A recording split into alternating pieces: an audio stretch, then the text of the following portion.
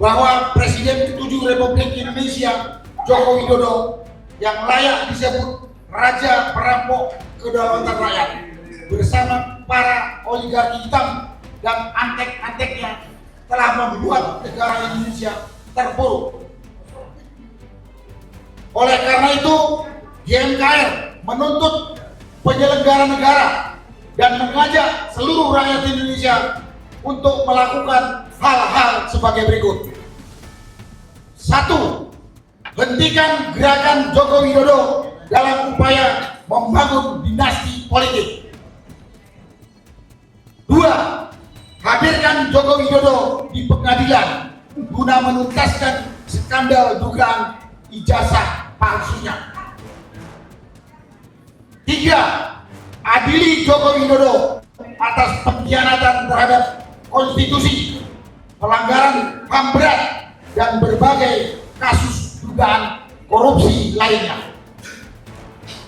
4. Majukan Gibran dari jabatan Wakil Presiden. Assalamualaikum warahmatullahi wabarakatuh. Wah, ada Pak Narko ternyata, lihat Pak Marwan. Yang setiap ada flyer begini, komentar mereka kumpul lagi itu aki-aki nggak ada kerjaan kata mereka. Dia nggak tahu dulu Bung Karno, Pak Bung Hatta, pejuang-pejuang itu juga, tapi memerdekakan Indonesia. Oke. Sepertinya mungkin lebih ramai kalau kita mengadakan lomba gede-gedean berangkas, karena seakan-akan berangkas yang terbuka kemarin adalah berangkas yang terbesar, padahal belum tentu itu yang terbesar. Bisa saja yang membuka berangkas itu berangkas di rumahnya jauh lebih besar. Tema ini penting sekali karena saya menganggap 1-2 hari ini terjadi serangan terhadap posko pengambil alihan kembali kedaulatan yang sempat dirampas oleh, yang masih dirampas oleh oligarki dan Jokowi. Terjadi serangan balik. Terlepas dari penemuan berangkas, tapi kita tahu bahwa komandan pengambil alihan kedaulatan yang ditunjuk oleh Prabowo adalah Jampitsus yang mengundurkan diri. Lepas dari apakah terkait korupsi apa tidak. Tapi ini menjadi pembelajaran bagi Presiden Prabowo bahwa kalau mau membersihkan rumah jangan pakai sapu kotor.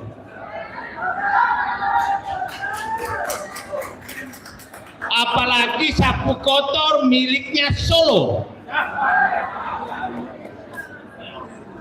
BGN Pak Dadan diangkat oleh Solo. Akhirnya mengkhianati Prabowo. Jampitsus sekarang itu diangkat juga oleh Jokowi. Yang menangkap sekarang juga diangkat oleh Jokowi. Tim yang menangkap itu adalah tim yang dibentuk oleh Jokowi 5 hari sebelum menyerahkan jabatan, tim tes tipikor. Artinya, mohon maaf kalau ada yang bicara.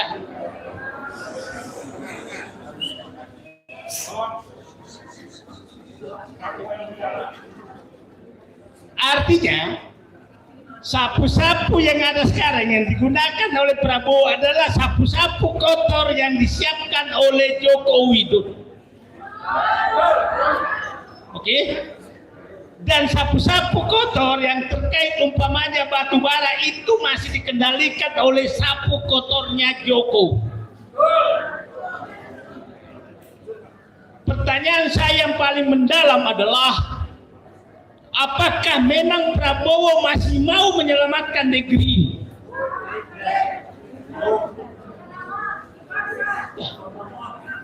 Faktanya dia sama sekali tidak berani mengambil sapu bersih yang miliknya dia. Sapu bersih milik dia ada di dalam ruangan ini. Dia masih bangga menggunakan sapu kotor yang diserahkan Joko Widodo kepada dia. Dan dia berharap membersihkan Indonesia dengan sapu kotor milik Joko Widodo. Oke, milik oligarki. Jadi hari ini Bapak Presiden Prabowo, saya tidak tahu mau bicara apa lagi. Saya dimarahi teman-teman semua. Saya tidur. Kenapa kau masih mengharap Prabowo? Saya tiap hari dimarahi bapak-bapak ini juga yang marah-marahi saya. Tapi yang saya paling ini adalah kalau Prabowo goyang maka Gibran naik, karena mereka sudah siap menaikkan Gibran. Itu pilihan yang sangat berat buat diri saya. Walaupun harapanku kepada Prabowo masih tetap ada, tapi juga mungkin ada batasnya nanti harapan itu. Kita tunggu 1-2 hari ini apa yang akan terjadi. Apakah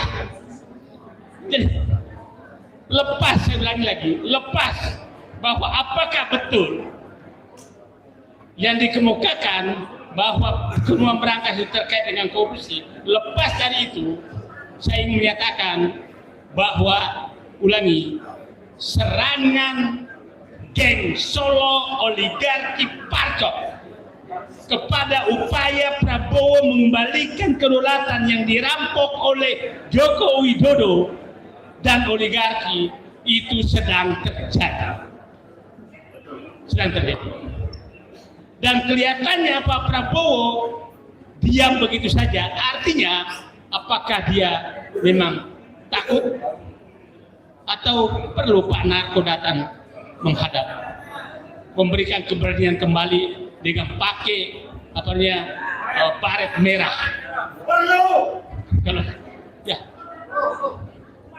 saya tidak. Saya lihat hati saya dari kemarin kok kayak begini. Ingat ya, saya katakan yang melakukan penggeledahan terhadap Jampitsus adalah tim Tas Tipikor Polri yang dibentuk oleh Joko Widodo 5 hari sebelum menyerahkan jabatan ke Prabowo. Oke. Terus sekarang sedang bergulir terus.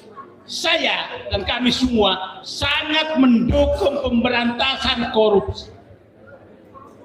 Tapi sangat tidak setuju kalau pemberantasan terhadap orang yang sedang memberantas korupsi. Nah, Anda bisa bayangkan kalau supaya publik paham, Jampitsus ini jabatannya 2, Jampitsus dan Ketua Pelaksana Tim Penertiban Kawasan Hutan.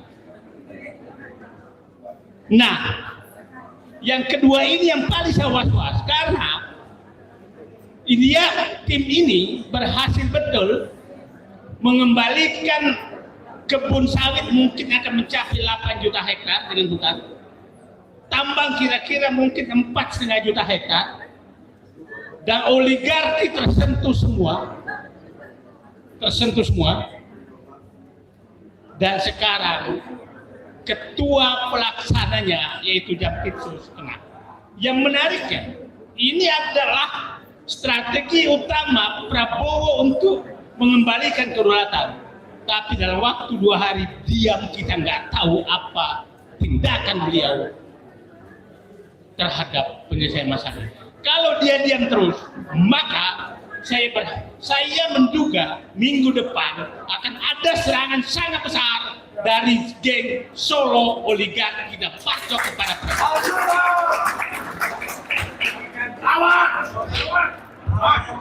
Kita teriak terus lawan, tapi kita diancam juga oleh mereka. Lawan lagi. lawan terus, teriak aja kita lawan. Terus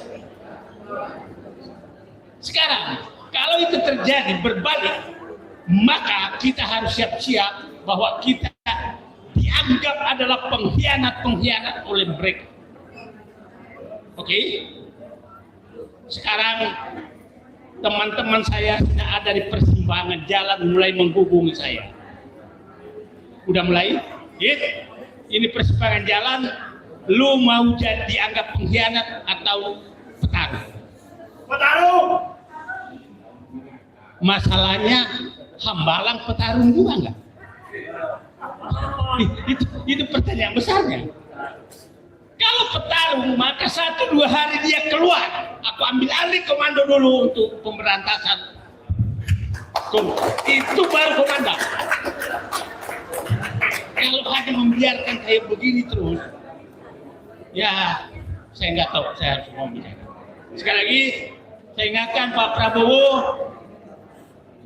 yang pada saat 30 Januari kita bertemu, saya sudah menyatakan Bapak sudah masuk ke dalam titik to kill or to be killed.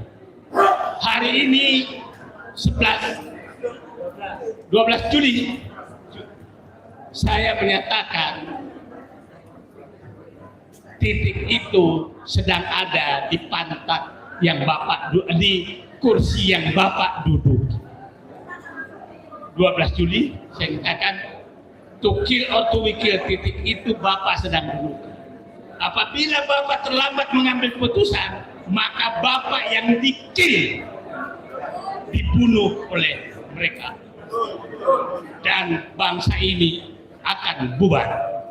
Presiden Prabowo, kami berharap Bapak segera berdiri dari kursi itu dan ambil tindakan, bangsa ini bisa selamat di tangan Bapak, dan Bapak bangsa ini bisa hancur juga karena keterlambatan Bapak mengambil keputusan. Oke, mudah-mudahan Bapak mendengar. Darah perintis kemerdekaan Bapak saya lagi mendidih melihat bangsanya ada pemimpin yang menurut saya sudah terancam tapi merasa masih terus aman. Terima kasih. Wabillahi taufiq wal hidayah. Wassalamualaikum warahmatullahi wabarakatuh. Waalaikumsalam warahmatullahi wabarakatuh. Puji syukur kehadirat ilahi Allah Subhanahu wa taala yang telah memberi kita kesempatan, memberi kita untuk bisa berkumpul di tempat ini. Semoga kesempatan ini bisa kita gunakan untuk menyelesaikan cita-cita kita. Bapak, Ibu, aktivis, tokoh masyarakat, teman-teman media, hadirin sekalian yang saya hormati dan saya muliakan. Saya nggak tahu mau ngomong apa, dikasih waktu 5 menit. Tapi saya cuma untuk mungkin agak beda pendapat sama Pak Said sedikit. Tapi saya ngambil apa yang tadi disampaikan oleh Pak Said dulu. Yang jelas tujuannya adalah sama, untuk menghentikan Jokowi dan oligarki merampok kedaulatan rakyat dan untuk memakzulkan Gibran. Bapak Ibu sekalian, saat ini kedaulatan hak kita, kedaulatan rakyat sudah dirampok oleh Jokowi dan oligarki. Dampaknya semua keputusan yang diambil oleh penyelenggara negara sebagian besar demi kepentingan oligarki busuk ini, termasuk Jokowi. Rakyat dirugikan kalau nggak dikatakan ya nomor sepatu. Dampak dari dirampasnya hak kita, yaitu kedaulatan kita, dari sisi hukum, politik, ekonomi, keadilan, 3 hal ini sangat menonjol. Yang lain-lain masih banyak, masalah sumber daya dan lain sebagainya. Sekarang kita berkumpul, kita bergerak, tujuannya untuk mengembalikan kedaulatan yang telah dirampas. Dampak dari dirampas yang bisa kita lihat, penyelenggara negara penyelenggara negara, baik pemerintah, Presiden Prabowo dengan semua kabinetnya, semua pembantunya, DPR, dari mulai ketua DPR dan semua anggotanya hampir 600 orang, dan mungkin yang bergerak sebagai penegak hukum, jadi pesuruh oligarki. Kita bisa lihat keputusan-keputusannya lebih banyak menguntungkan oligarki, merugikan rakyat. Bahkan ada yang tidak masuk akal. Ada yang tidak masuk akal. Dari mulai pelaksanaan Pilpres 2024, orang dulu yang namanya Gibran ini bukan hanya melanggar hukum yang dikatakan anak haram konstitusi, kedunguan ini tidak tahu diri. Tak ada yang bisa diharapkan dari mana namanya Gibran itu menjadi presiden. Jadi kalau kita minta dia dimakzulkan, karena kita tidak punya harapan, punya pemimpin, kita gaji, kita kasih makan, kita kasih fasilitas, sedungu ini. Bapaknya udah merusak, ya akan dilanjutkan anaknya ini. Karena itu pada kesempatan ini, sebelum nanti disampaikan pernyataan, saya hanya menyampaikan yang pertama, kami menuntut kepada pemerintahan Prabowo dan DPR, laksanakan permintaan kami yang akan nanti kami bacakan. Kalau bapak yang ada di penyelenggara negara, terutama di eksekutif legislatif, takut menghadapi Jokowi dan oligarki, rakyat sudah siap mendukung. Kalau tidak, amanah yang sudah kami berikan kepada bapak yang ada di eksekutif dan legislatif, serahkan kembali kepada rakyat. Biar rakyat yang mengajar atau menyelesaikan Jokowi dan oligarki ini. Kalau sekarang kami belum punya otoritas kerjakan, nanti pasti pemerintah atau penyelenggara negara mengatakan kami melanggar hukum. Enggak melanggar hukum saja, rakyat ini dipitnah melanggar hukum. Contohnya teman kita Roy CS. Itu kan namanya dikriminalisasi. Dikriminalisasi itu sama dengan dipitnah. Sekali lagi kepada pemerintahan Presiden Prabowo, Bapak kalau tidak berani melawan oligarki atau tidak berani melawan Jokowi, rakyat siap bersatu mendukung Bapak, nggak usah takut. Siap turun ke jalan. Tapi kalau Bapak tidak lakukan ini, kami akan mencap Bapak Presiden Prabowo adalah bagian dari oligarki itu. Sekali lagi, kalau Presiden DPR tidak mau mendengarkan kehendak rakyat, padahal Bapak dipilih dan digaji oleh rakyat, berarti Bapak bisa dikelompokkan bagian dari oligarki hitam yang telah merampok kedaulatan rakyat. Itu yang kami tuntut. Bapak sudah 2 tahun berkuasa. Tadi kata Pak Said itu masih pakai sapu kotor tinggalannya Jokowi. Jangan bilang itu strategi. Bapak takut. Betul. Kalau takut, himpun rakyat. Sudah cukup lama rakyat menunggu 2 tahun kepemimpinan Bapak memperbaiki kerusakan tinggalan Jokowi. Kurang apa lagi 2 tahun? Jadi pada kesempatan ini saya tetap menuntut kepada Presiden Prabowo dan DPR. Sudah 2 tahun Bapak. Bapak nggak berani serahkan rakyat. Ajak rakyat. Siap. Siap. Sudah cukup lama rakyat menderita, disiksa, didolimi oleh Jokowi. Masa 2 tahun belum bergerak? Harusnya 2 tahun ini ya paling tidak sudah hampir bersih, bukan bersih lah. Geng atau ya begundalnya Jokowi yang dulu rusak. sampai sekarang masih digunakan. Itulah yang kami tuntut pada kesempatan ini. Jadi saya tuntutkan kepada pemerintah, karena saat ini yang bertanggung jawab terhadap Negara Kesatuan Republik Indonesia adalah Presiden Prabowo dan DPR. Bukan manusia brengsek yang namanya Jokowi ini, bukan. Itu yang saya sampaikan pada kesempatan ini. Yang kedua, pada kesempatan ini saya juga mengajak kepada seluruh saudara-saudara sebangsa dan setanah air. Mudah-mudahan event ini bisa memberikan tambahan informasi kepada bapak-bapak yang masih diam saja melihat kondisi bangsa dan negara yang sudah carut marut. Ada yang mengatakan bahwa pemerintahan Jokowi dan lanjutannya ini lebih kejam dari pemerintahan POC yang lalu. Itu suara-suara rakyat ini.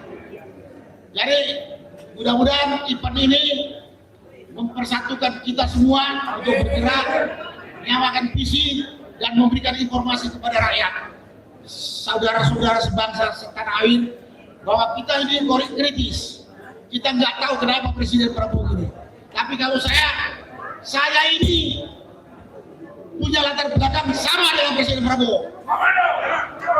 2 tahun menurut saya sudah terlalu lama. Mungkin kalau latar belakangnya kayak Pak Saididu atau Pak Marwan masih sabar, kalau saya sudah habis.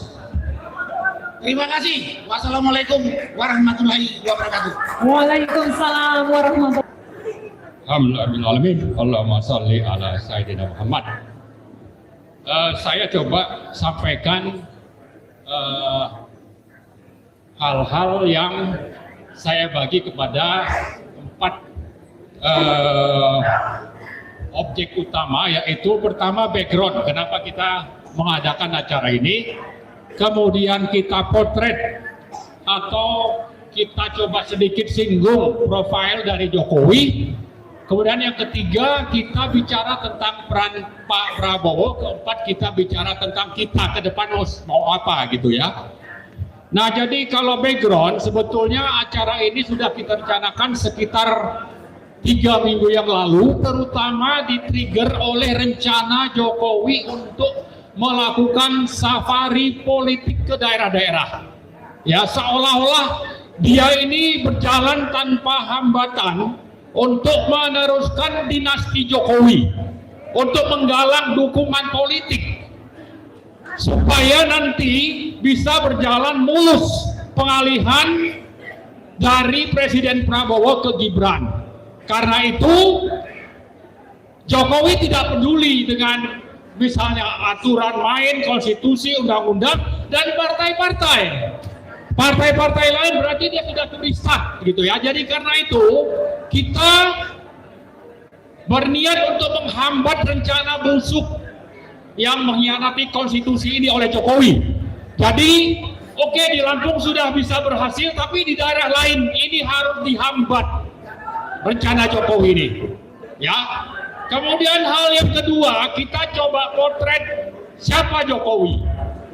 Ternyata Jokowi ini adalah pengkhianat konstitusi, melanggar berbagai undang-undang dan peraturan, dan terduga berbagai kasus korupsi, sehingga dapat predikat sebagai pemimpin kedua terkorup di dunia. Ya. Jadi orang seperti ini mestinya dikenal oleh rakyat dan dicatat oleh DPR untuk dihentikan, jangan malah dibiarkan, atau memang mereka ini adalah orang-orang atau pimpinan partai itu memang sudah berada di bawah kendali Jokowi. Kenapa? Karena di samping tadi melanggar berbagai hal, ternyata Jokowi ini punya moral menjalankan politik sandra menyandra seluruh partai, untuk dengan begitu nanti agendanya untuk meneruskan dinasti Jokowi itu bisa terlaksana. Jadi dalam menjalankan rencana dinasti Jokowi itu, di samping tadi melanggar politik sandra menyandra, juga memanfaatkan 2 lembaga penting, misalnya terkait dengan ijazah palsu. Apa itu? Siapa itu? Ya tadi kita sebut bagaimana Jokowi memanfaatkan kekuatannya untuk mengendalikan polisi. Polisi dijadikan alat untuk berlindung supaya pembuktian ijazah palsu Jokowi di pengadilan itu tidak pernah terjadi. Dan yang kedua itu adalah UGM. Dua lembaga ini ada di bawah kendali Jokowi dan juga yang lain-lain termasuk tadi politik sandra yang dilakukan terhadap partai-partai. Nah, dengan profil dari Jokowi seperti itu, kita coba lihat ke hal ketiga yaitu tentang Pak Prabowo. Ya, Pak Prabowo ternyata selama 2 tahun lebih hampir tapi selama setahun 4 bulan kira-kira ini Pak Prabowo sudah menggunakan kata rakyat lebih dari 650 kali. Ya, kata rakyat ini. Kemudian minggu lalu bicara mengingatkan polisi, kemudian Kejaksaan Agung, lalu juga KPK bahwa sepatu Anda katanya itu pakai uang rakyat. Anda di sana pakai uang rakyat dan sebagainya. Tapi dalam menjalankan pemerintahannya, Pak Prabowo ini jauh dari aspirasi rakyat. Kalau rakyat misalnya menuntut tangkap dan adili Jokowi, terkesan Pak Prabowo ini ada di bawah bayang-bayang dari Jokowi. Bahkan yang terakhir, tadi Pak Said sudah cerita, bagaimana ada tim yang ingin memberantas korupsi, dengan kasat mata ada di depan mata kita semua. Bagaimana Polri mengerahkan selayaknya seperti mau perang ya untuk menangkap, tapi orang yang ditangkap itu tidak jelas sebetulnya sasarannya itu. Harusnya kalau begitu banyak alat bukti, orang ini ya atau Jampitsus itu sudah dijadikan sebagai statusnya tersangka, tapi tidak pernah terjadi itu. Tapi yang lebih penting adalah Pak Prabowo itu di mana?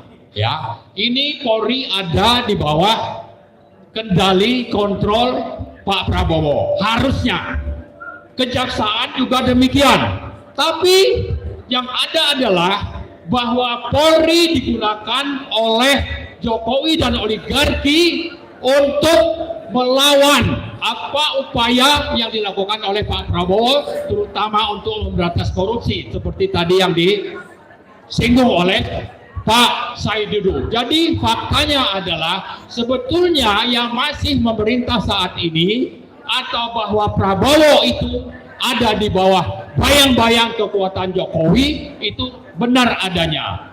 Apalagi Jokowi terancam dengan penyelesaian kasus ijazah palsu, di mana kejaksaan itu pertama misalnya bisa melepaskan teman kita untuk tidak jadi ditangkap.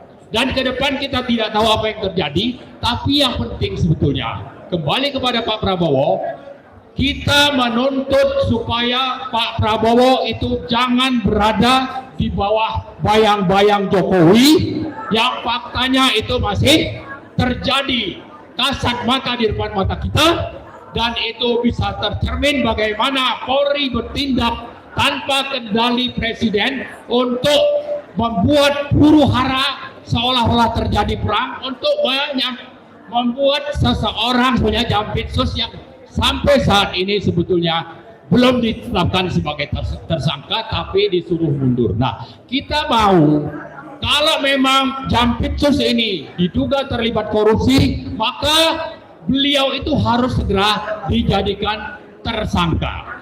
Tapi kalau itu tidak terjadi, maka sebetulnya nanti di belakang ini bisa saja ada deal politik, Jampitsus mundur, agenda pemberantasan korupsi Pak Prabowo itu tidak berjalan optimal, lalu Jokowi lolos dari kasus skandal ijazah palsu, maka kita sebetulnya akhirnya mengingatkan kepada Pak Prabowo, Anda ini sebetulnya tulus tidak bicara soal menjadi presiden dari rakyat, ya, tapi justru bekerja untuk melanjutkan atau membiarkan agenda Jokowi untuk meneruskan kekuasaan lewat dinasti Jokowi.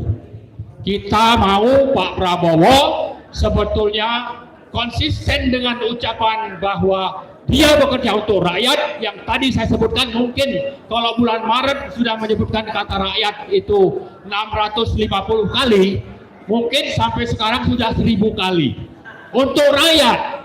Tapi fakta itu untuk oligarki dan melindungi Jokowi. Ya, kita tidak mau presiden seperti itu. Kalau memang seperti itu adanya, masih terus bekerja, tidak berani berhadapan dengan Jokowi, kemudian tidak berani berhadapan dengan konglomerat hitam, maka sebetulnya lebih baik Pak Prabowo itu mundur secara baik-baik. Ya, bahwa saya tidak sanggup, ya, karena itu saya meletakkan jabatan, tapi pada saat yang bersamaan dia jangan sampai membiarkan Gibran naik menjadi presiden. Itulah yang saya kira perlu kita pahami, dan karena itu yang keempat, saya menghimbau kita semua untuk terus bersuara agar kejahatan yang sudah dilakukan oleh Jokowi dan sedang menyiapkan dinastinya untuk terus berkuasa ini bisa dihentikan. Dan salah satu poin penting yang perlu kita ingatkan adalah Pak Prabowo sangat berperan di sana. Tapi kalau Pak Prabowo memang tidak mampu, bicara saja terus terang, jangan bawa lagi kata-kata rakyat, biarkan rakyat yang bersuara, dan kita semua akan terus menyuarakan untuk tangkap dan aliri Jokowi dan makzulkan Gibran. Saya kira itu saja. Terima kasih. Assalamualaikum warahmatullahi wabarakatuh. Waalaikumsalam warahmatullahi wabarakatuh. Assalamualaikum warahmatullahi wabarakatuh. Allahu Akbar. Allahu Akbar. Allahu Akbar. Alhamdulillahirabbil alamin, wassalatu wassalamu ala Rasulillah wa ala alihi wa ashabihi wa Bapak-bapak, ibu-ibu seperjuangan. Alhamdulillah kita berkumpul bersama dalam rangka menghentikan Jokowi dan oligarki yang telah merampok kedaulatan rakyat, dan segera kita makzulkan Gibran. Yang pertama, catatannya adalah bahwa Jokowi ini bapak politik dinasti, sekaligus pimpinan dari oligarki yang menguasai negeri. Dan kita tahu bahwa politik dinasti dan oligarki itu adalah bertentangan dengan demokrasi. Artinya kedaulatan di tangan rakyat adalah amanat konstitusi, sekaligus juga landasan daripada ideologi. Oleh karenanya, politik dinasti dan oligarki adalah bertentangan dengan konstitusi dan ideologi. Oleh karena itu, kita sebagai pendukung konstitusi sekaligus juga penegak ideologi harus melawan dan menghancurkan politik dinasti dan oligarki sebagai konsekuensi daripada the founding fathers telah menuangkan prinsip perjuangannya pada ideologi dan konstitusi itu. Jadi kita basmi politik dinasti, kita hancurkan oligarki. Saya kira itu amanat konstitusi dan pembelaan terhadap ideologi. Yang kedua adalah bahwa kita harus mendesak, mendorong, memperjuangkan segera ditangkapnya Jokowi dan diadilinya Jokowi. Sekurang-kurangnya dari berbagai delik atau peraturan perundang-undangan yang sudah dilanggar, yang bisa menyebabkan Jokowi itu ditangkap, ditahan, diadili. Yang pertama mungkin boleh kita sebut soal ijazah palsu. Pasal 263, 264, kemudian 266 atau yang KUHP baru 391, 392, 394 itu mengatur tentang ancaman 8 tahun, 7 tahun, paling rendah 6 tahun. Oleh karena itu, ancaman itu bisa menjadi dasar ditangkapnya dan ditahannya. Konteks ijazah palsu, konteks politik dinasti. Undang-Undang 28/1999 pasal 22 menegaskan ancaman hukuman politik dinasti atau nepotisme itu 12 tahun maksimal. Berarti bisa ditangkap, bisa ditahan. Belum lagi Jokowi yang sangat kuat, bukan dugaan lagi, tapi mungkin sudah indikasi dan bukti melakukan korupsi. Korupsi itu 20 tahun. Bahkan korupsi di masa krisis seperti masa Covid yang lalu, itu ancamannya hukuman mati. Jadi Jokowi itu ditangkap, ditahan, diadili, dihukum mati, saudara-saudara sekalian. Maksud Jokowi.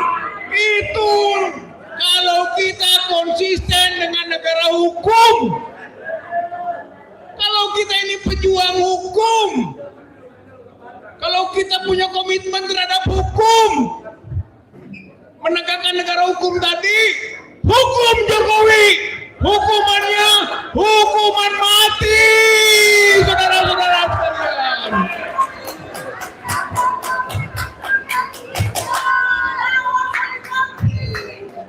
Jokowi katanya masih kuat, tapi sebenarnya dia sekarat. Dia sudah mau mati, saudara-saudara sekalian. Indikasinya jelas, pendukungnya sudah semakin kecil. Tadi Bang Marwan sampaikan, mau keliling Indonesia, keliling naon, nggak ada pendukung lagi itu. Di Lampung kontroversi masalah, di NTB ditolak, Jawa Barat pasti nolak itu. Jawa Barat sudah sepakat menolak datang Jokowi ke Tatar Sunda. Siap Udah nggak ada lagi sebenarnya, dukungan itu palsu. Ijazahnya palsu, dukungannya palsu. Mengendarai gajah, gajahnya palsu, nggak ada kepalanya, lepas. Jadi sebenarnya tidak ada itu dukungan lagi. Dia sekarat, dia mau mati, tidak kuat lagi sebenarnya. Prabowo juga sudah bikin jarak. Terlepas jaraknya pendek atau panjang, tapi ada jarak. Berarti sebenarnya ini tanda-tanda sekaratnya itu. Dan Jokowi sudah jadi common enemy, musuh bersama rakyat Indonesia. Kalau Anda tanya tadi nama mana yang paling sering disebut, tadi kata Bang Marwan berapa kali? 6.000 ya? 850, ini mah 6 juta kali, 8 juta kali disebut Jokowi. Tapi sebagai perampok, sebagai baginda pemuka bangsat, bukan baginda pemuka bangsa, dia mah baginda pemuka bangsat. Pemuka bangsat itu namanya Jokowi. Jadi sudah sekarat, saudara-saudara sekalian. Tinggal kita sekarang melakukan konsolidasinya.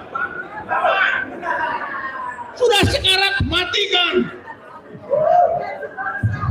Maka yang strategis langkahnya, pertama, GMKR ini melakukan edukasi rakyat bahwa kedaulatannya diinjak-injak oleh oligarki, oleh Jokowi, dan oleh tangan anaknya itu yang namanya Gibran. Maksulkan dan hukum Gibran itu, jangan hanya dimaksulkan. Maksudnya Gibran. Maksulkan dulu boleh, tapi tapi setelah itu hukum ya. Begitu edukasi rakyat. Rakyat dijajah ini. Rakyat ini dijajah, saudara-saudara sekalian. Kita harus merdekakan dan rakyat harus sadar bahwa dirinya harus merdeka lagi. Lepaskan diri dari penjajahan itu. Ambil, rebut kembali kedaulatan rakyat oleh dirinya sendiri. Gerakan rakyat semesta.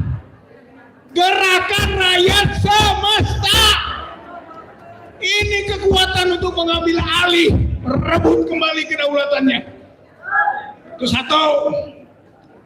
Dua, beri ultimatum Prabowo. Mau bergerak bersama rakyat, gerakan rakyat semesta, atau dihabisi oleh rakyat. Atau mungkin dihabisi oleh Jokowi. Dua, dia terancam. Satu, dihabisi oleh Jokowi untuk kepentingan Gibran, atau yang kedua, dihabisi oleh rakyat karena dia tidak berpihak kepada rakyat. Yang kedua.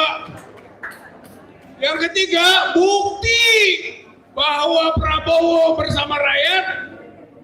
Tangkap, adili Jokowi, maksulkan Gibran. Itu bukti, bukan omon-omon saja tentang rakyat tadi. Jadi buktinya harus jelas. Beri peluang, beri kesempatan, beri pintu-pintu supaya Jokowi bisa ditangkap, diadili, dihukum, dan Gibran dimaksulkan. Itu baru membuktikan. Jokowi hukuman mati. Yang terakhir, kalau sudah itu beres, baru buat konsensus nasional. Bereskan sistem kepartean. Karena partai ini sudah rusak. Rusak demokrasi itu partai politik. Dia elemen demokrasi, tapi dia merusak demokrasi partai politik. Benahi sistemnya. Gak boleh lagi ada namanya ketumkrasi. Ketum adalah penentu segala sesuatu. Gak benar itu di dalam demokrasi. Tuh, itu nanti dalam konsensus nasional. Dua, kembali ke Undang-Undang 45. Kalau mau kembali ke Undang-Undang 45 sebagai satu gerakan, bangun konsensus pasca Jokowi ditangkap, diadili, Gibran diturunkan, dimaksulkan. Pasca itu. Yang ketiga, benahi reformasi kepolisian. Bangun di konsensus itu. Jangan hanya omong-omong tentang reformasi. Bener, polisi harus reformasi ini, reformasi. Tidak bisa dibiarkan begini. Lalu yang keempatnya, TNI bersihkan. Karena banyak yang kotor juga di sana. Bersihkan. Betul. Maka insya Allah dengan cara begitu dan lain-lain nanti item penting, konsensus itu akan bisa bermakna. Tapi catatannya itu setelah Jokowi ditangkap, diadili, dihukum, hukum mati. Setelah Gibran dimaksulkan dan Gibran juga dihukum karena telah menipu negeri ini. Jokowi dan Gibran adalah penipu negeri ini, merusak tatanan negeri ini. Oleh karena itu harus kita lakukan. Nah, terakhir sekali, kita percaya kepada Allah. Jangan kecil hati kalau kita sedikit. Nah, lama juga jadi banyak. Allah lah kekuatan hakiki kita. Qulillahumma malikal mulk, tutil mulka man tasya, wa tanzi'ul mulka mimman tasya, wa tu'izzu man tasya, wa tuzilu man tasya, biadikal khair, innaka ala kulli syai'in qadir. Katakanlah, Allah pemilik kekuasaan. Allah beri kekuasaan siapa yang dikehendakinya. Allah cabut kekuasaan itu dari yang dikehendakinya. Allah muliakan siapa yang dikehendaki. Allah hinakan, Allah jadikan sampah dia siapa yang dikehendakinya. Biadikal khair, sesungguhnya kebaikan dari Allah. Innaka ala kulli syai'in qadir. Allah Maha berkehendak. Jangan lupa itu. Allah Maha berkehendak. Oleh karena itu, mari berjuang dengan keyakinan penuh bahwa Allah akan menolong. Nasrul minallah wa fathun qarib wa basyiril mu'minin. Wassalamualaikum warahmatullahi wabarakatuh. Allahu akbar. Allahu Akbar. Allahu akbar. Allahu akbar. Assalamualaikum warahmatullahi wabarakatuh. Tangkap Jokowi, adili Jokowi, majukan Gibran. Salah satu yang bisa memaksa Jokowi diadili adalah kasus ijazah palsu. Jokowi sudah digugat 6 gugatan perdata, tapi Jokowi bisa mengelak, tidak bisa dipaksa ke pengadilan dengan dalih perdata bisa diwakili. Tetapi ketika Jokowi 30 April 2025 membuat laporan polisi, Jokowi terjebak. Karena dia yang menuduh, maka dia yang wajib membuktikan dengan hadir di pengadilan menunjukkan ijazahnya. Perjuangan untuk memaksa Jokowi diadili di persidangan tentang ijazahnya sudah di ujung tanduk. Namun hari ini Jokowi sedang bermanuver untuk menghindari persidangan dengan cara apa? Ada 2 skenario yang akan dijalankan. Pertama, Jokowi akan mengkondisikan agar pra-peradilan bisa dimenangkan, yang seolah-olah itu kemenangan orang yang mengajukan pra-peradilan, padahal itulah yang diinginkan Jokowi. Karena setelah pra-peradilan menang, status tersangka gugur, tidak ada sidang tentang ijazah Jokowi, dan Jokowi tidak perlu lagi hadir di persidangan.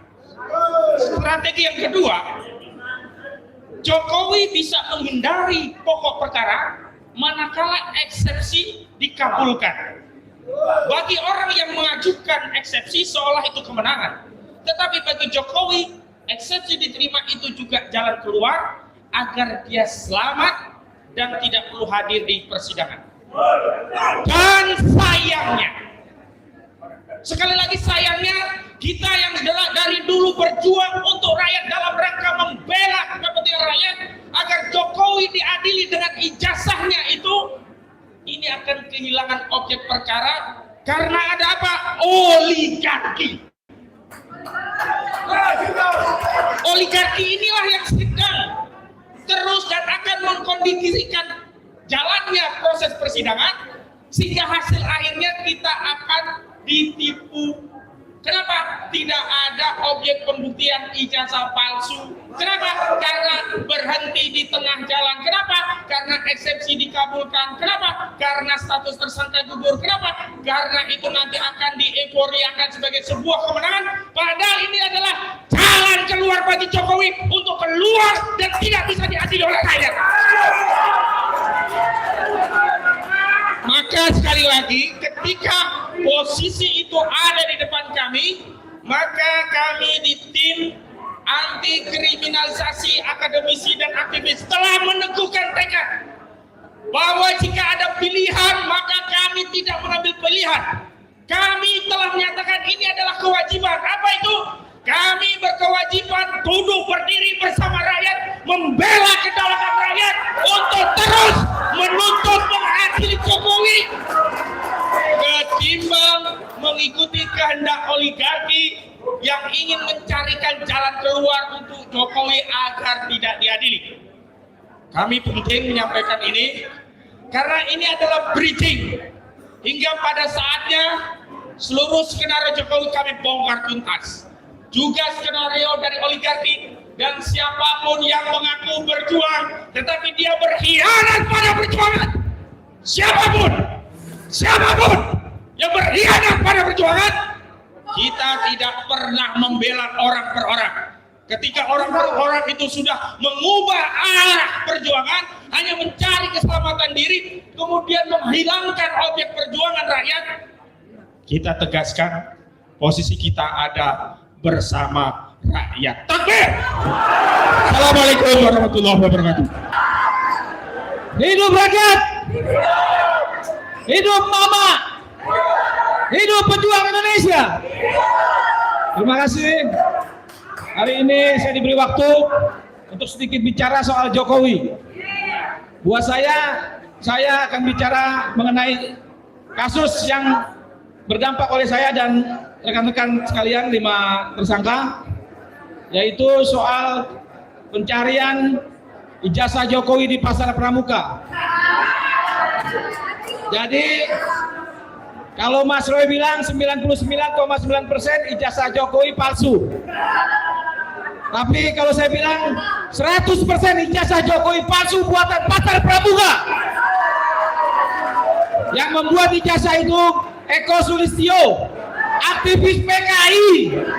Eko Sulistyo, aktivis PKI. Jadi tidak usah ragu-ragu lagi. Sudah berkali-kali saya katakan bahwa ijazah ini dibuat oleh Eko Sulistyo. Dan otak intelektualnya itu Pratikno, yang hari ini terlihat diam, duduk empuk di sekitaran Pak Prabowo. Saya berharap kepada Pak Prabowo Subianto segera copot Pratikno, karena persidangan hari ini sudah dimulai. Yang kita khawatirkan adalah intervensi Pratikno terhadap UGM, terhadap kejaksaan, terhadap saksi-saksi lainnya. Belum lama saya ketemu dengan salah satu orang yang dekat dengan Eko Sulistyo, Bang Isti Nugroho, kawan yang sangat dekat dengan Eko Sulistyo, yang dimana nama ini sudah saya sering sebutkan. Pernyataannya adalah bahwasanya Eko Sulistyo, bahwasanya Jokowi memang tidak punya ijazah. Ijazahnya palsu. Artinya Jokowi tidak punya ijazah, tetapi ketika pemberian berkas ke tim oleh Bang Denny Iskandar, ijazah itu ada. Artinya ijazah ini memang dibuat gitu loh. Nah, ketika kemarin juga Bang Petrus ketemu dengan Eko menyatakan kalau dia tidak tahu menahu. Menurut saya memang Eko harus ngomong seperti itu. Eko memang harus seperti itu bicaranya. Kalau tidak, ini akan luar biasa dampaknya. Tapi kebenaran tidak bisa ditutupi. Artinya ijazah Jokowi memang palsu. Jadi menurut saya rakyat Indonesia harus mendukung kasus ijazah ini agar terbuka terang benderang siapa otaknya, siapa penggunanya, siapa pelakunya. Yang hari ini telah kami laporkan 3 nama di Barreskrim, Eko Sulistyo, Pratikno, dan Joko Widodo pengguna ijazah palsunya. Saya berharap Jokowi bukan hanya segera ditangkap dan diadili, tapi juga harus dikurung di tempat yang luar biasa, tidak pernah dilakukan. Buatkan tempat untuk Jokowi yang dimana isinya penjara itu adalah buaya-buaya yang buas. Dan segeralah tangkap Jokowi dan keluarga-keluarganya. Tidak cukup Jokowi diadili, tapi keluarganya bahkan sampai anak cucunya yang menikmati hasil kejahatan Jokowi. Terima kasih. Wabillahi taufiq wal hidayah. Wassalamualaikum warahmatullahi wabarakatuh. Oke. Sekarang saya berikan waktu saya kepada Ibu Firka, salah seorang advokat. Ibu Firka, please. Bu Nunu, gak apa-apa ya. Saya dikasih sama Mas Aryo 5 menit, buat saya cukup 1 menit. Yang lain aku bagi-bagikan kepada teman-teman pejuang. Bu Firka ini adalah salah satu advokat perempuan dari TAKA. Hari ini dengan melihat apa yang terjadi sekarang, beliau sudah mengatakan perasaannya ke dalam suatu tulisan. Silakan Bu Firka. Assalamualaikum warahmatullahi wabarakatuh. Hari ini kita sama-sama tahu di mana kita akan menempatkan diri kita. Bismillahirrahmanirrahim. Minggu, Gedung Juang. Air mata sudah terhenti, menetes seiring pagi menjelang. Banyak hati yang terluka telah terobati dengan ketulusan. Wajah-wajah bertopeng tak menyurutkan langkah, karena langkah tak perlu berhenti ketika 1000 skenario yang dimainkan. Biarkanlah langkah kaki ini menentukan arah jalan pulang, karena hidup akan berujung dengan kematian. Tidak ada yang pernah abadi. Tinggal memilih menjadi pengkhianat atau menjadi pejuang. Teruslah berjalan di antara pengkhianatan dan fitnah. Teruslah berjalan walaupun gelombang berbuih. Biarlah mereka yang lupa, karena hidup bukan sekedar terima kasih. Dalam perjuangan, tak semua luka dan lawan, namun terkadang justru lahir dari mereka yang berjalan dulunya beriringan. Perjuangan yang paling berharga seringkali bukan terlihat oleh kasat mata, melainkan yang diam-diam menguatkan jiwa. Jangan terlena karena hinaan dan cemoohan yang menghampiri, karena perjuangan tidak selalu berakhir dengan tepuk tangan. Jangan biarkan pahala menjadi hilang hanya karena luka bernanah yang ditaburkan. Bersyukurlah karena hidup mengajarkan jalan berliku. Ternyata lebih baik jalan berliku daripada jalan tol. Allah memberi banyak nikmat dari jalan itu. Langit mengajarkan bahwa waktu akan menjadi saksi yang paling abadi. Hati yang diterpa pengorbanan tahu cara mengubah perih menjadi kekuatan, dan setiap tikaman yang diberikan sebagai irama hidup yang harus dijalani. Nikmatilah setiap detik perjalanan hidup walau penuh dengan intrik. Maafkanlah setiap luka karena Allah sedang menguji umatnya. Berterima kasihlah pada pemilik jiwa bahwa pelajaran hidup ini syarat oleh makna. Terima kasih. Terima kasih Bu Firka. Dan satu lagi, sekalian kita semua ada di sini advokat. Kita panggilkan yaitu pejuang wanita kita, Cut Nyadin dari Indonesia, yaitu Ibu Kurnia.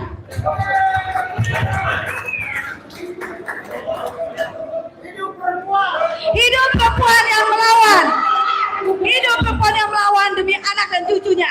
Hidup Kurnia.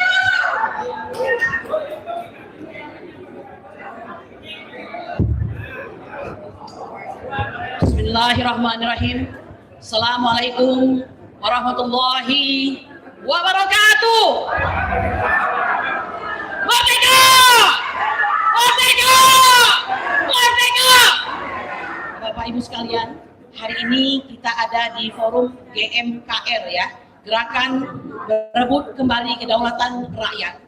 Saya ingin mengatakan ada kata-kata yang bagus sekali dari Cak Nun. Manakala kau berada di negara demokrasi, maka kau berhak bicara apapun juga, tapi makanmu kau cari sendiri.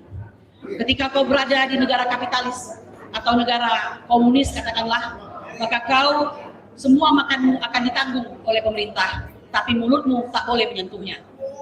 Dan kau berada di Indonesia, di mana makanmu kau cari sendiri, tetapi mulutmu harus kau tutup. Betul? Bapak dan Ibu sekalian, kita bicara gestur. GMKR bicara gestur. Gestur GMKR adalah gestur yang mencintai Indonesia sampai akhir. Memang untuk menjadi pahlawan itu ada masanya. Di setiap masa harus ada orang-orang yang terus menyatakan kebenaran dan keadilan. Dan GMKR adalah salah satunya. Kami bangga mereka berisikan anak-anak bangsa dari berbagai aliansi, dari berbagai background yang membuat mereka disegani dan dipercaya, di mana saat ini sulit mencari kepercayaan. Bapak Ibu sekalian, GMKR bicara tentang cinta Indonesia, kami para tersangka juga bicara cinta Indonesia. Apa boleh buat, kecintaan kepada bangsa ini membuat kami menjadi salah satunya sebagai tersangka bersama-sama dengan Ustadz Rizal Fadilah dan saudara kami yang lainnya, Rustam Effendi di klaster 1. Kami kemarin perlu menyampaikan mendatangi KY, meminta agar KY melaksanakan semacam pengawasan kepada perilaku, martabat, dan tingkah laku hakim dalam memimpin persidangan yang akan datang. Mengapa? Karena ada 2 peradilan yang potensial pada hari ini untuk bisa mungkin dikacaukan agar tidak mencapai tujuannya. Ya, ini bentuk kecintaan kami. Kami sendiri di klaster 1 sedang menantikan apakah perkara kami ini akan naik untuk dilimpahkan atau tidak, terserah.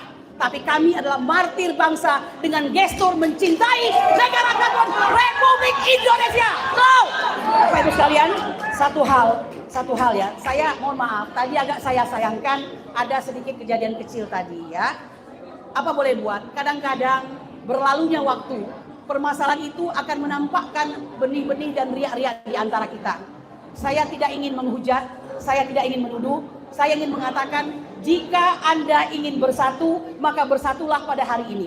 Ya, ijazah palsu Joko Widodo atau diduga palsu, ya kalau kau tak bicara palsu nanti kau akan kayak saya kan begitu kan? Ya, saya mengatakan hanya ini salah satu corongnya. Ya, lihat Tom Lembong menyebut Joko Widodo, Noel menyebut Joko Widodo, ya, Hasto menyebutkan Joko Widodo, Nadiem Makarim menyebutkan Joko Widodo, Yakut menyebutkan Joko Widodo. Apakah sampai hari ini Joko Widodo dipanggil untuk mendapatkan kesaksiannya? Tidak ada. Apakah kejaksaan milik Joko Widodo? Tidak ada yang tahu. Nah, oleh karena itu kami datangi KY itu agar menjadi pengawas, ya. Pengawas dalam tata bahasanya itu adalah kontrol kepada orang yang mempunyai kekuasaan. Bahkan lembaga pengawas itu sendiri harus diawasi agar tidak ada kekuasaan absolut di situ, ya. Siapa yang mengawasi para pengawas? Siapa yang mengawasi para pengawas? Quis custodiet ipson custodus. Walaupun hakim itu adalah penjaga moral yang sudah kita berikan pangkat ya sebagai wakil Tuhan di muka bumi, tapi mereka adalah manusia biasa yang bisa saja selalu salah, apalagi kalau melihat relasi kuasa dan relasi uang. Betul. Oleh karena itu bersama GMKR kekuasaan harus mengikuti keadilan dan bukan mendahulunya. Subhana rabbika rabbil izzati amma yasifun wa salamun alal mursalin walhamdulillahirabbil alamin. Merdeka! Merdeka! Merdeka!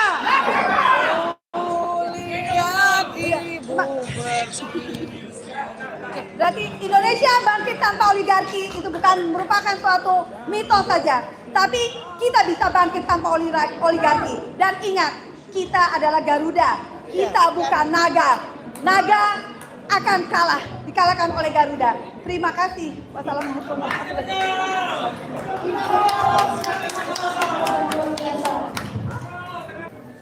Assalamualaikum warahmatullahi wabarakatuh. Tangkap Jokowi, adili Jokowi.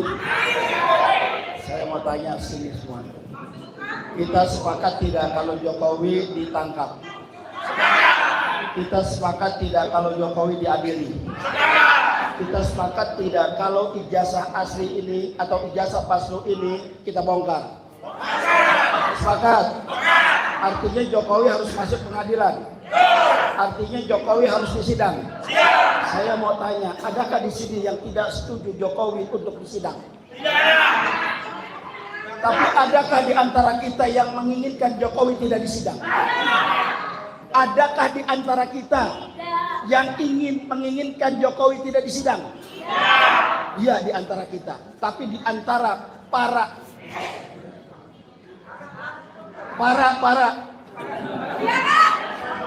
para pengkhianat yang dalam satu perjuangan kita menginginkan agar Jokowi tidak masuk dalam persidangan. Mereka sedang bergerilya bagaimana Jokowi tidak masuk dalam persidangan. Mereka sedang bergerilya bagaimana ijazah Jokowi tetap menjadi misteri. Dan Allah bukakan semua nanti saatnya. Siapa di antara kita tetap emas dan siapa yang akan menjadi loyal. Allah akan buka, saudara. Siapa yang ingin benar-benar berjuang menegakkan kebenaran dan keadilan, dan siapa yang berjuang hanya mencari fulus kepentingan pribadi dan golongannya. Kita tidak pernah di sini untuk mengkerdilkan seorang Presiden Prabowo, tidak. Malah kita berharap Prabowo untuk bisa mengambil langkah tegas, mengambil langkah taktis untuk turun tangan menyelesaikan masalah ijazah palsu ini. Sampai detik ini belum kita melihatnya, dan jangan coba-coba berkhianat dalam perjuangan ini. 25 April 2025 kita mendeklarasikan di sini untuk berjuang bersama, untuk membela kebenaran, bukan personalnya Ibu Kurnia, bukan personalnya Ibu Tifa, bukan personalnya Pak Suryo, bukan personalnya Pak Rizal Fadila, bukan personalnya daripada Rustam Effendi, bukan, tapi untuk menegakkan kebenaran, keadilan. Kalau ada yang mengatakan kalau mereka nanti ditangkap kasihan anak cucunya, resiko perjuangan, saudara. Kalau tidak mau ditangkap, tidak mau kritis, maka kalian jangan berjuang. Lebih baik kalian diam. Lebih baik kalian diam. Lebih baik kalian jadi penjilat daripada semuanya. Setuju? Setuju? Siap hari ini Jokowi? Masih bersatukah kita? Masih semangatkah kita? Kami akan tetap membersamai para tokoh yang menegakkan kebenaran dan keadilan. Kepala jadi kaki, kaki jadi kepala, maka harus kebenaran tegak di Indonesia. Takbir kepada para tokoh yang masih membersamai. Insya Allah kami akan selalu membersamai. Dan kepada para yang saat ini sedang ditangkap, yang dalam masuk sidang, ada Pak Rizal Fadila, ada Rustam Effendi, ada Bu Kurnia, ada Dr. Tifa, ada Dr. Suryo, maka istiqomahlah kalian, pegang teguhlah kalian, maka tak kala kalian ini keluar daripada medan perjuangan, Allah larang, saudara. Ketika dalam medan perjuangan ada yang lari dalam perjuangan, haram kata Allah, kecuali dia mengatur strategi untuk membuat kebenaran keadilan buat kita. Sekali lagi kepada kawan-kawan seperjuangan, teruslah tegakkan kebenaran dan keadilan. Kebenaran tidak akan pernah salah. Mungkin kebenaran akan kalah oleh uang, oleh oligarki dan lain sebagainya. Tapi ingat, kebenaran tidak pernah bisa disalahkan. Assalamualaikum warahmatullahi wabarakatuh. Assalamualaikum warahmatullahi wabarakatuh. Hidup Gibran. Turun lo, turun kata Jenderal Narko lempar batu nih. Alhamdulillah, salawat dan salam semoga Allah limpahkan kepada Nabi Muhammad SAW serta para keluarga, sahabat dan pengikutnya yang setia dengan ajarannya hingga zaman kelak.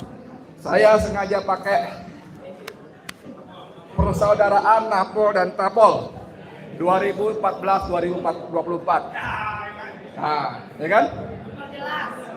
Ini bukan dendam pribadi, bukan.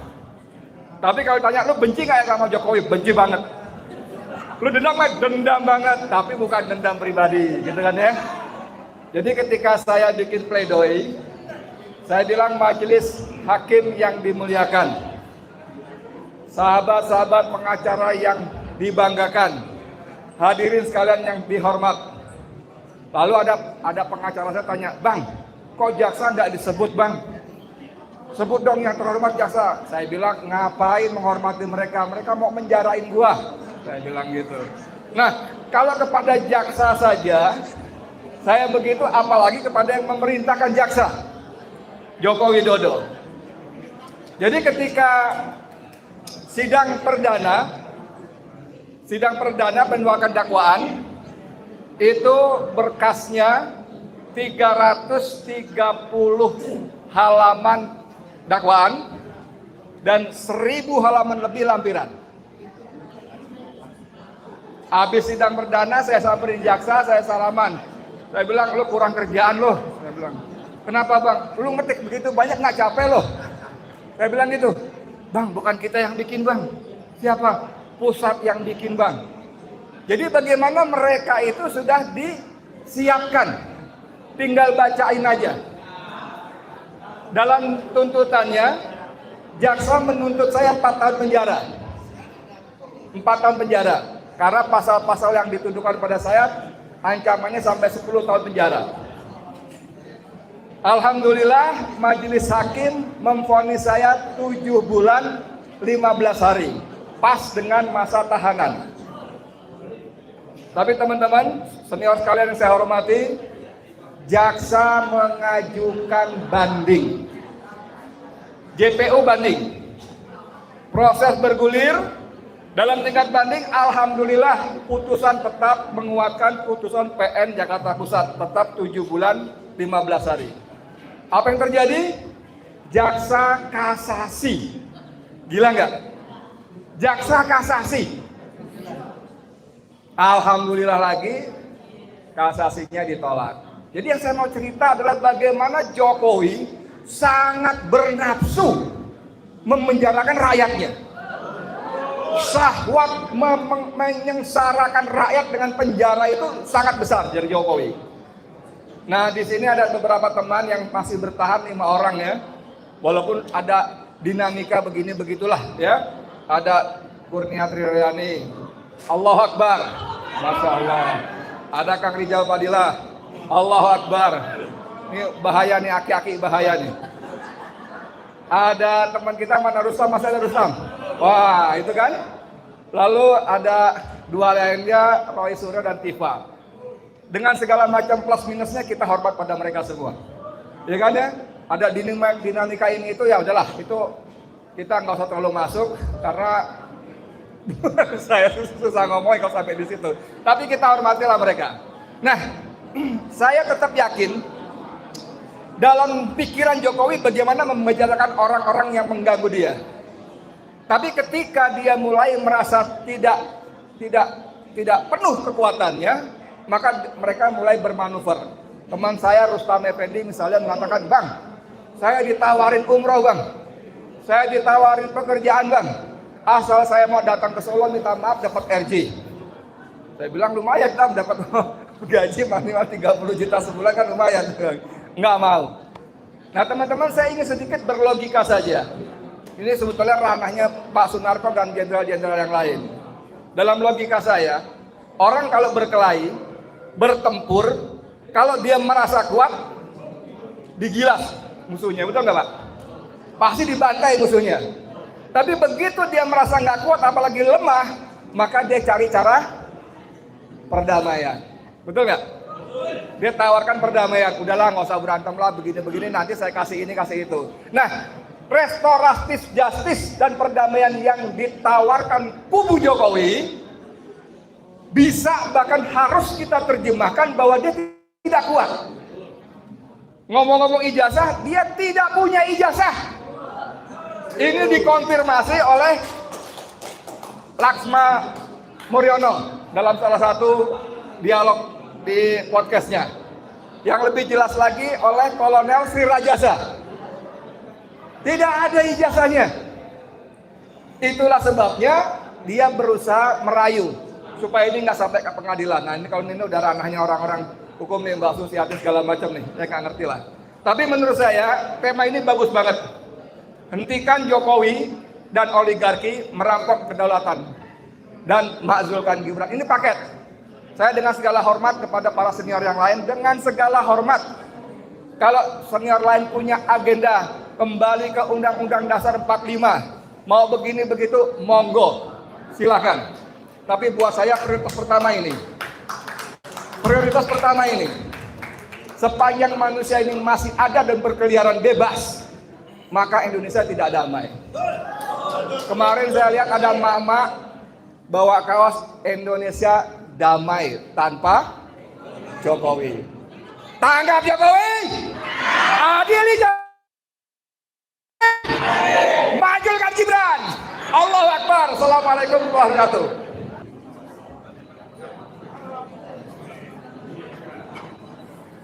Assalamualaikum warahmatullahi wabarakatuh.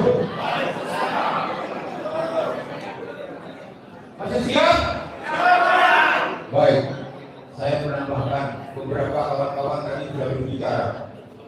Perjuangan ini sudah 1 tahun lebih membuat kita lelah. Itu yang pertama. Karena kelelahan ini membuat kita lalai.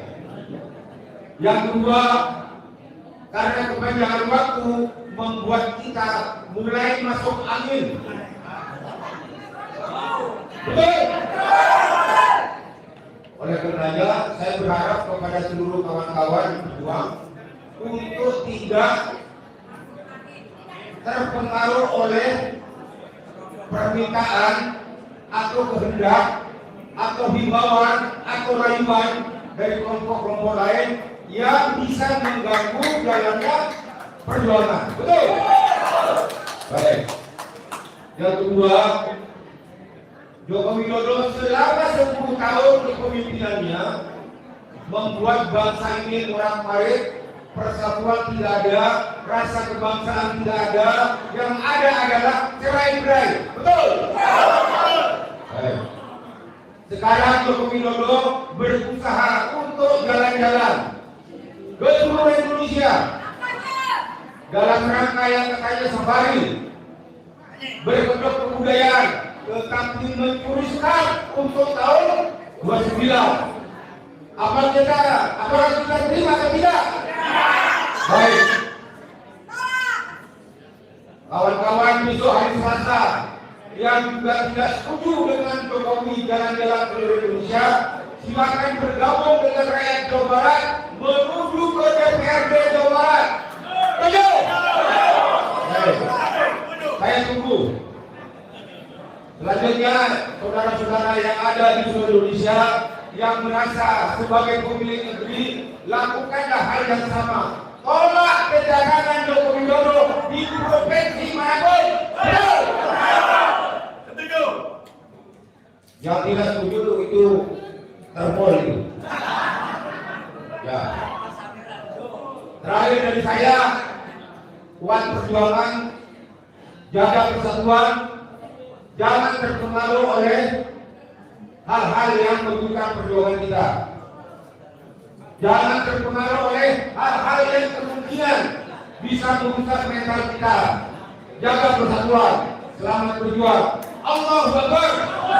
Terima kasih. Bismillahirrahmanirrahim.